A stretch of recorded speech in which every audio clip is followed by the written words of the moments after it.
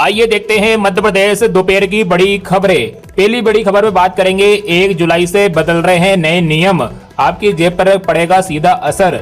आपको बता देते हैं, हर महीने की पहली तारीख अपने साथ कुछ नए नियम साथ लाती है। जून का महीना अब बस खत्म होने को है और जुलाई का महीना शुरू होने की कगार पर है। भारत में 1 जुलाई 2026 के कई महत्वपूर्ण वित्तीय नियम बदल रहे हैं, जिनका ग्राहकों और करदाताओं पर सीधा असर होगा। इन नए नियमों में यूपीआई से पीएफ की निकासी से लेकर डीए में बढ़ोतरी, एलपीजी कीमतों में बदलाव जैसे कई चीजों के होने की उम्मीद है। आइए जानते हैं 1 जुलाई 2026 से क्या क्या बदलाव होने जा रहे हैं। सबसे पहले नंबर पर है आईटीआर फाइल करने की डेडलाइन। तो नौकरी पेशा और बिना ऑडिट वाले टैक्स पेयर्स के लिए सैलरीड इनकम टैक्स रिटर्न भरने की आखिरी तारीख 31 जुलाई है। यानी कि सैलरी पाने वाले कर्मचारी और वे लोग जिनकी income capital gains, house property या ऐसी दूसरी नॉन बिजनेस इनकम से होती है जिसके लिए ऑडिट की जरूरत नहीं है, उन्हें आईटीआर 1 और आईटीआर 2 फॉर्म भरने होंगे। भाई दूसरा नियम है एचडीएफसी क्रेडिट कार्ड के बदलेंगे नियम। तो 1 जुलाई से नए वित्तीय वर्ष की दूसरी तिमाही शुरू हो रही है। इस मौके पर एचडीएफसी बैंक ने अपने क्रेडिट कार्ड के नियमों में कुछ बदलाव करने जा रहा है। पहले लागू हो चुके कुछ बदलावों के अलावा 1 जुलाई 2026 से एयरपोर्ट लाउंज एक्सेस से जुड़े नए नियम लागू होंगे। कुछ बदलाव पहले ही लागू हो चुके हैं, जबकि 1 जुलाई 2026 से एयरपोर्ट लाउंज एक्सेस से जुड़े नए नियम लागू होंगे। वही तीसरा बदलाव है एलपीजी, सीएनजी और पीएनजी कीमतों में संभावित बदलाव। तो हर महीने की पहली तारीख की तरह 1 जुलाई को भी तेल विपणन कंपनियां एलपीजी सिलेंडर, सीएनजी और पीएनजी कीमतों में समीक्षा करेगी। इस दौरान घरेलू और कमर्शियल सिलेंडर के दाम बदलाव देखने को मिल सकता है। साथ ही एयर टरबाइन फ्यूल के लिए भी नए रेट जारी किए जाएंगे, जिसका हवाई जहाजों की टिकट की कीमतों पर बड़ा असर पड़ेगा। वही चौथा नियम है यूपीआई निकाला जा सकेगा पीएफ। तो 1 जुलाई से यूपीआई से पीएफ निकालना एटीएम से कैश निकालने जितना आसान हो जाएगा। कर्मचारी भविष्य निधि संगठन के जुलाई में अपने नए डिजिटल प्लेटफॉर्म EPFO 3.0 को लॉन्च करने की उम्मीद है। इस सुविधा के शुरू होने से साथ EPFO सब्सक्राइबर्स यूपीआई के जरिए अपने पीएफ का पैसा निकाल सकेंगे। नई व्यवस्था लागू होने पर पीएफ का पैसा निकालने में कुछ दिन नहीं बल्कि चंद मिनट लगेंगे। वही अगला नियम है 5वां पासपोर्ट बनवाना होगा महंगा। विदेश मंत्रालय ने 1 दशक से भी अधिक समय के बाद पासपोर्ट फीस में भारी बढ़ोतरी की है। 1 जुलाई से नए नियमों के तहत 36 फेज के नए या री इश्यू पासपोर्ट की फीस 1500 रुपए से बढ़कर 2500 रुपए हो जाएगी, यानी कि सीधे 1000 रुपए की बढ़ोतरी की गई है।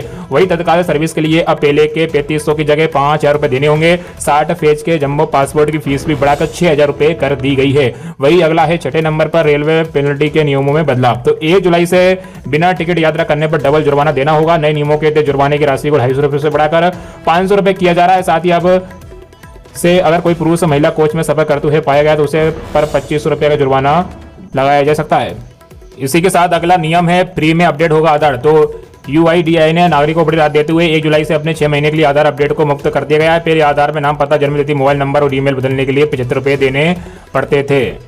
इसी के साथ अगली बड़ी खबर है, इससे राज्य के किसानों को सरकार देती है सालाना 20,000 रुपए। जान लीजिए योजना की जानकारी। साथ ही मध्य प्रदेश की किसान कल्याण योजना की 14वीं और 15वीं किस्त कब तक जारी होगी, इस पर भी बात करेंगे। सबसे पहले जान लेते हैं किस राज्य में जो हर साल किसानों को 20,000 रुपए मिलते हैं। तो बता दें आपको, देश भर के करोड़ों किसान केंद्र सरकार को पीएम किसान सम्मान निधि योजना का लाभ उठा रहे हैं। इस योजना के तहत पात्र किसानों को हर साल 6,000 रुपए की आर्थिक सहायता दी जाती है, जो 2,000 रुपए 3 किस्तों में सीधे बैंक खातों में भेजी जाती है। 20 जून को योजना की 23वीं किस्त भी जारी कर दी गई है। लेकिन क्या आप जानते हैं कि देश में एक ऐसा राज्य भी है जहां किसानों को सालाना 6,000 नहीं बल्कि कुल 20,000 रुपए तक की सहायता मिलती है। यह सुविधा आंध्र प्रदेश सरकार की अन्नदाता सुखी भव पीएम किसान योजना के जरिए दी जा रही है। इसमें केंद्र और राज्य सरकार मिलकर किसानों को ज्यादा आर्थिक सहयोग देती है ताकि खेती की लागत कम और किसानों को बेहतर सहारा मिल सके। कैसे मिलते हैं पूरे 20,000 रुपए? तो आंध्र प्रदेश में लागू अन्नदाता सुखी भव पीएम किसान योजना के तहत किसानों को पूरे साल में 20,000 रुपए की सहायता दी जाती है। इसमें केंद्र सरकार के पीएम किसान योजना के 6,000 रुपए शामिल है, जबकि बाकी 14,000 रुपए राज्य सरकार अपनी ओर से देती है। हाल में ही 20 जून को जारी पहली किस्त में किसानों के खातों में 7,000 रुपए भेजे गए हैं, जिसमें 2,000 रुपए पीएम किसान के और 5,000 रुपए राज्य सरकार की ओर से शामिल थे। बाकी राज्य भी 3 किस्तों में किसानों के बैंक खातों में सीधे ट्रांसफर की जाएगी। इस योजना का मकसद किसानों को खेती के लिए समय पर आर्थिक सहायता उपलब्ध कराना है। तो किन किसानों को क्या होगा फायदा? तो अन्नदाता सुखी भव पीएम किसान योजना का लाभ आंध्र प्रदेश के पात्र किसानों को दिया जाता है। अब कई किसानों के मन में यह सवाल आ रहा है कि क्या सभी किसानों को इसका लाभ मिलता है या फिर इसके लिए कोई अलग पात्रता तय की गई है।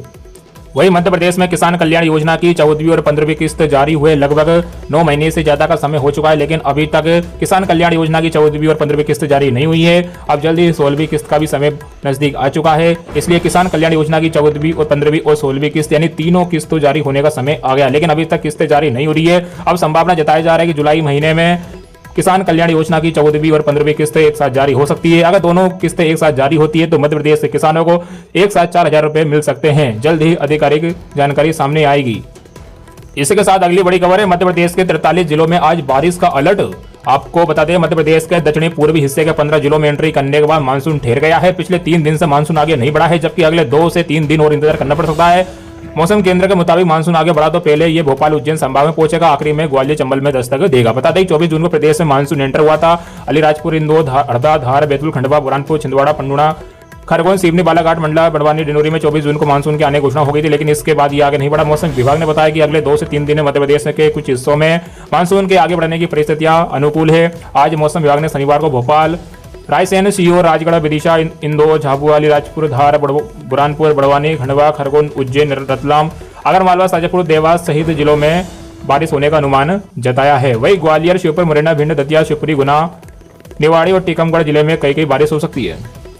इसी के साथ अगली बड़ी खबर है, लोकतंत्र सेनानियों को तीर्थ यात्रा कराएगी मध्य प्रदेश सरकार। आपको बता दें आपातकाल की बरसी पर लोकतंत्र सेनानी संघ के प्रादेशिक सम्मेलन में मुख्यमंत्री डॉक्टर मोहन यादव ने ऐलान किया कि सरकार लोकतंत्र सेनानियों को स्पेशल ट्रेन से मुफ्त तीर्थ यात्रा कराएगी। राज्य के सभी गेस्ट हाउस में उन्हें 2 दिन मुफ्त रुकने की सुविधा मिलेगी। साथ ही सरकारी खर्चे पर सेनानियों का इलाज और जरूरत पड़ने पर निःशुल्क एयर एम्बुलेंस भी उपलब्ध कराई जाएगी। इसी के साथ अगली बड़ी खबर है, वेनेजुएला में भूकंप से अभी तक 589 लोगों की मौत, 2900 से ज्यादा घायल। आपको बता दें वेनेजुएला में बुधवार रात आए 2 भूकंपों से हुई तबाही में मरने वालों की संख्या 589 हो गई है और लगभग 3000 लोग घायल हैं। कार्यवाहक राष्ट्रपति ने शुक्रवार सुबह ये जानकारी दी। देश के उत्तरी हिस्से में लगातार आए 2 भूकंपों ने राजधानी काराकस और कई राज्यों में भारी असर डाला है। कई बड़ी इमारतें पूरी तरह ढह गई है। राहत कर्मी मलबे से फंसे लोगों को निकालने के लिए तेजी से काम कर रहे हैं। भूकंप के बाद कई शहरों में बिजली व इंटरनेट सेवाएं बाधित हो गई है, जिससे लोगों से संपर्क करना मुश्किल हो गया। इसी के साथ अगली बड़ी खबर है, ईरान ने होर्मुज में जहाज पर हमला किया। आपको बता दें अमेरिकी राष्ट्रपति ट्रंप ने जानकारी दी है कि ईरान ने सीज फायर तोड़ दिया है। उसने होर्मुज से गुजर रहे एक जहाज पर ड्रोन अटैक कर दिया। जवाबी कार्रवाई में अमेरिका सेना ने पलटवार किया और ईरान के 3 ड्रोन मार गिराए। ट्रंप ने ईरान की इस कार्रवाई को मूर्खतापूर्ण बताया। ट्रंप ने ट्रूथ सोशल पर लिखा, ईरान ने होर्मुज स्ट्रेट से गुजर रहे जहाजों पर कम से कम 4 वन वे अटैक ड्रोन दागे। इससे नुकसान तो हुआ, लेकिन जहाज अपना सफर जारी रखने में कामयाब रहा।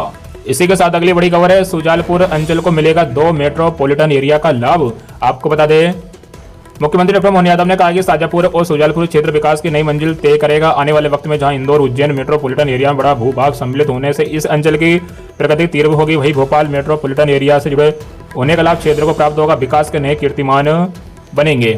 मुख्यमंत्री डॉक्टर मोहन यादव सुजालपुर में नवीन शासकीय विधि महाविद्यालय प्रारंभ किए जाने की स्वीकृति और विकास के विभिन्न क्षेत्रों में महत्वपूर्ण निर्णय लेने के लिए उच्च शिक्षा मंत्री इंद्र सिंह परमार के नेतृत्व में आए सुजालपुर क्षेत्र के नागरिकों से चर्चा कर रहे थे। मुख्यमंत्री ने कहा कि मध्य प्रदेश गेहूं के उत्पादन में और किसानों से समर्थन मूल्य पर खरीदी के कार्य में अग्रणी है। कृषक कल्याण वर्ष में कृषि उत्पादन में वृद्धि के साथ दुग्ध व्यवसायों के माध्यम से किसानों और पशुपालकों को लाभ दिलवाने के लिए विशेष प्रयास किए जा रहे हैं। मुख्यमंत्री डॉक्टर मोहन यादव ने कहा भोपाल से मंदसौर के नए हाईवे के साथ ही सुजालपुर में हेलीपैड निर्माण और स्टेडियम निर्माण के कार्य भी किए जाएंगे। तो वीडियो को लाइक करें, चैनल को सब्सक्राइब करें और इस वीडियो को ज्यादा से ज्यादा अपने मित्रों में शेयर जरूर कीजिएगा और कमेंट करके हमें जरूर बताएं कि आप इस वीडियो किस जिले से देख रहे हैं।